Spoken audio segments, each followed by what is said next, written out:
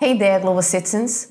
Welcome back to the Global Talks, your podcast dedicated to uncovering the joys and challenges of global citizens. My name is Josani, and I am with Global Citizen Solutions, a boutique investment migration firm helping expats to find their ideal citizenship by investment program outside their birth country. Well, today we are happy to welcome a couple of special guests to our studio.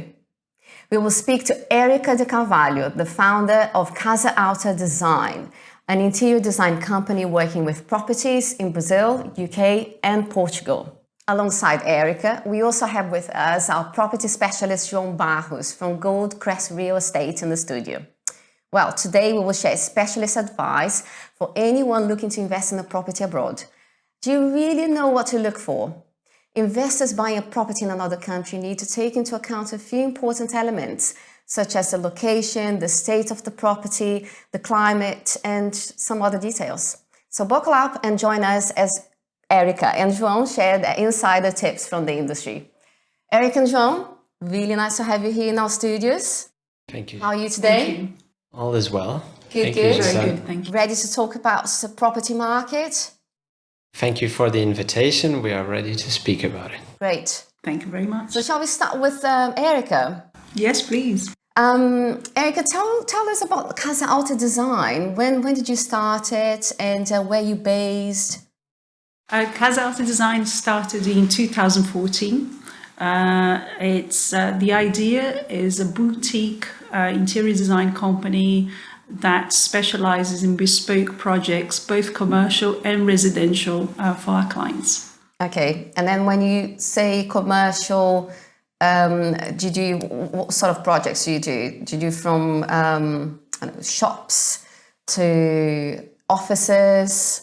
Yes, we have done offices, shops, restaurants, and currently we're doing a hotel. Oh, nice. 46-room hotel in Portugal.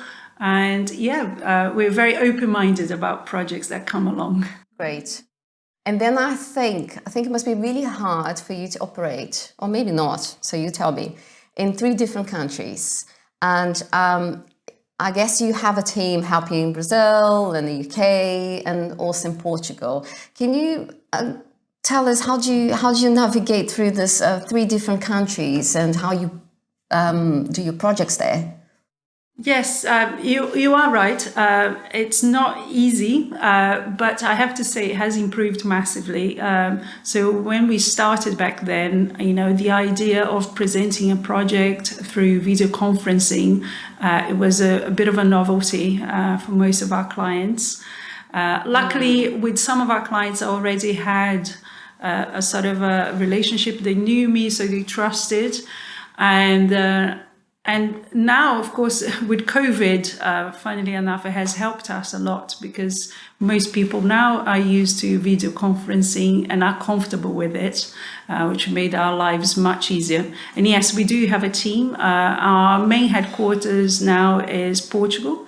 We're based in Lisbon, and we have collaborators both in Brazil and the UK. Okay. It's really funny how the pandemic has shifted the dynamics of international operations. Initially it was difficult, but now some of the habits that we took from the pandemic, which is like the video conferencing, the Zoom meetings and so on, they seem to carry on, and that's good for us, so that we're able to run some business from outside the country where we are based at the moment. Absolutely. Yeah. Yes. No, it has facilitated things for us immensely, and I think for everybody really. And where sometimes you would travel 2 or 3 hours to meet a client, or even more sometimes. I've traveled around the world. The farthest place I think I've been to present a project was Sri Lanka, whilst nowadays probably the client would have just gone into a video conference situation and would be happy with it. Yeah. I'm sure it also made your life easier, João, when you are speaking to buyers from another country. Since you mentioned Sri Lanka, I'd like to ask, what was your most challenging project so far from all these countries that you've worked in the world? Okay, yeah, we had a few challenging projects. We've done a few projects in India. And initially, the India situation was quite difficult for us to understand the market and to understand and know suppliers.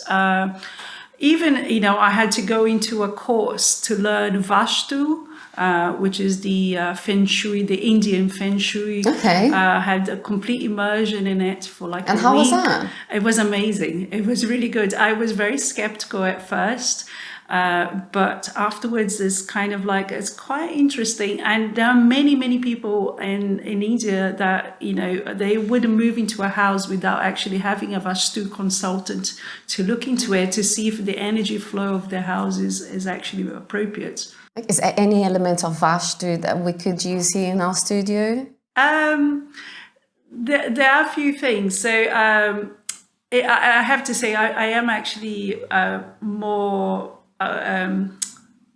comfortable with Vastu for homes. That's what I actually learned. So I'm not so sure about offices, but you can do things with lights. With lights, okay. So non-direct lights do help energy flow, and also cold lights. So avoid cold lights, like anything above 4,000 kelvins. Okay. It should be avoided in a kind of a internal scenario. So the idea is that you always want to replicate the sunlight, which is about 2,700 Kelvin and 3,000 Kelvin. Okay, so here's a tip for our production team. I'm sure our team would be happy to have a conversation with you about the lights. Now, let me ask you about. Do you also own a property? Have you been through the process of acquiring a property abroad? And how was it? Yes, I do own properties in Brazil and the UK. They both were very different sort of scenarios. In Brazil, we bought, when I say we, it was me and my husband, we purchased a rural property and in a tiny village, and we concluded the whole process in 4 days. But we also, back then, we weren't sure how legal everything was, because literally it was like knocking on the door of the mayor's house and signing a piece of paper, but we decided to risk because the investment back then was so low. Whilst in the UK, the property market is very solid, and there are lots of regulations, and the process is pretty much very well known to everybody who's buying a property in the UK. It's not something shady, as I would say. So it took 3 months back there. Yeah.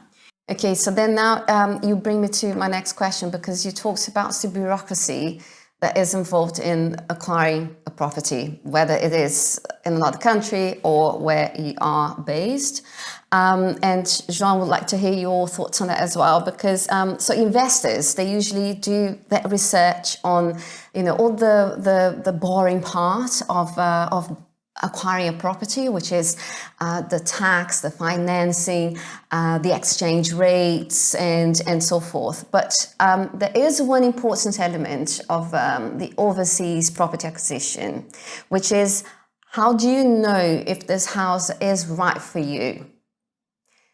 How would you have? I know it's kind of a very open-ended question, but I'd like to get both perspectives on that.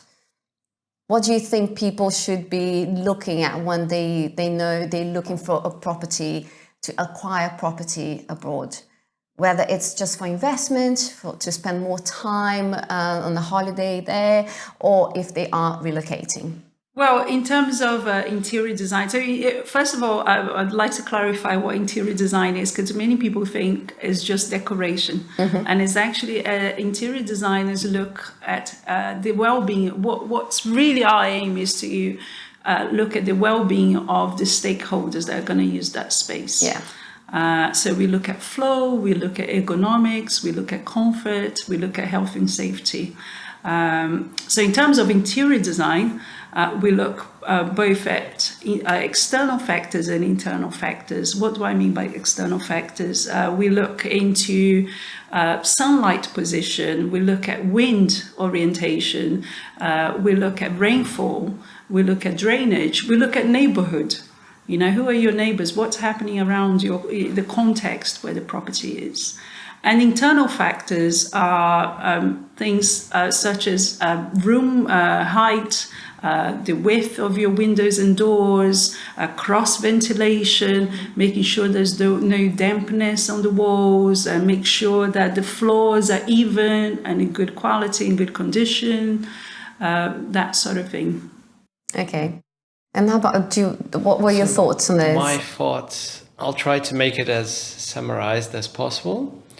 But we have time. Answering two questions, which is, as you said, the digital era has helped a lot. Also, Goldcrest on the process of getting to know the client, his needs, and what we think would be the best fit property for them. Mm-hmm. So the digital has helped.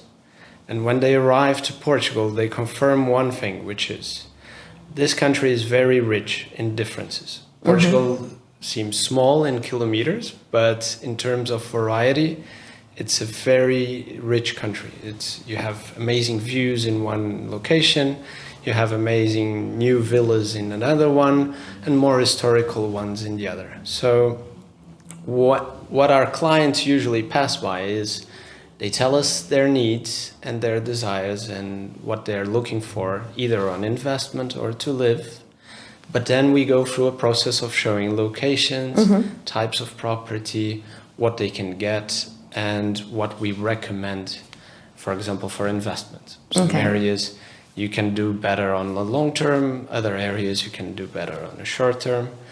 And so through our Goldcrest agents, our team is very ready to go through a process of this is what you want initially, this is your musts, and then we help you get the best option possible from Portugal. Well, from what you can find in Portugal.